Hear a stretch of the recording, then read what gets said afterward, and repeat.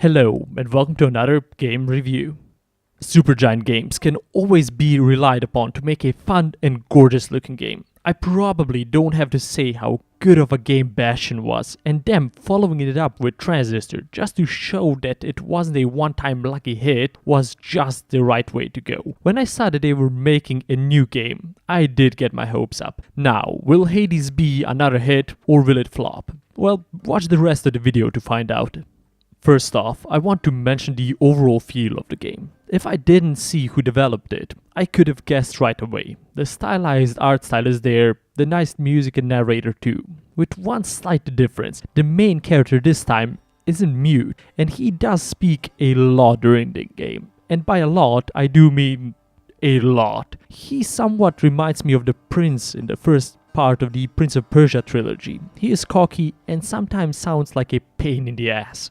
The story starts off in, well, the Greek version of Hell, where the main character, who is the son of Hades, wants to get out to Olympus and, I guess, chill and drink pina coladas with the other gods. But his dad, who is a hardworking man, God, is just against it and doesn't get his son and is totally cramping his style and thinks that he should stay back and actually be productive, unlike the rest of the gods. And I have to confess, after talking to Big G Hades, I must say that I am on his side about it. The other gods just seem to have nothing better to do than wait around trying to help his son murder more denizens of hell, all the while probably ignoring their godly duties, like Zeus going around turning into animals impregnating married women. However, for the main character that's actually a good thing, because he needs all the help he can get trying to get out without getting murdered. Which actually happens a lot, to an odd degree where he just gets used to it and it becomes a part of the comedy. Besides being funny, and for a change actually explained in game, death is one of the main mechanics. You see, this game is actually a roguelike, and for those that don't know, in roguelikes you start over from start every time your character dies. That means losing all the upgrades acquired on the previous try, but keeping some type of currency that can be spent on upgrading health recovery, bonus damage, and keys to unlock weapons. So each time you inevitably die, you get a bit stronger, and that allows further progress into the dungeon, or hell as it is.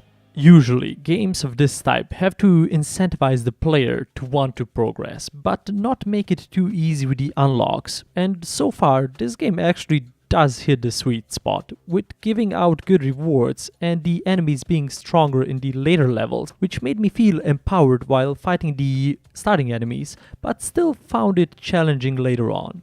If I had to nitpick, I'd say that I hate the RNG, sometimes clearing 18 rooms without losing 1 point of health, while on other tries I died in the 5th room because it had the sheer audacity to spawn 4 of those fat charging bastard and those annoying skulls. Ugh.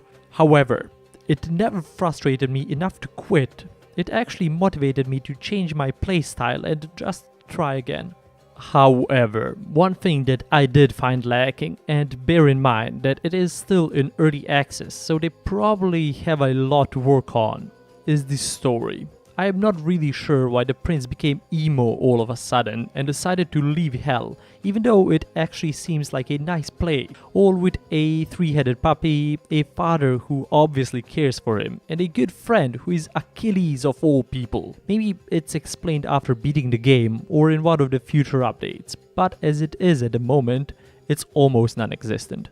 So, to wrap this all up, Hades is a fun roguelike hack and slasher, even though it is in early access at the moment and in need of more content. Supergiant Games promise to deliver more in the future, which I am looking forward to. I like the gameplay and the art style that the studio is known for. The only thing that might turn people off is that it actually reminds me a bit too much of Bastion and Transistor. Their games have this pattern that might seem samey to people. However, there is enough new things in this game to warrant a playthrough. And of course, thank you so much for watching until this point. Do leave a like to help others find this review and subscribe if you want to see more. And as always, goodbye and thanks for listening.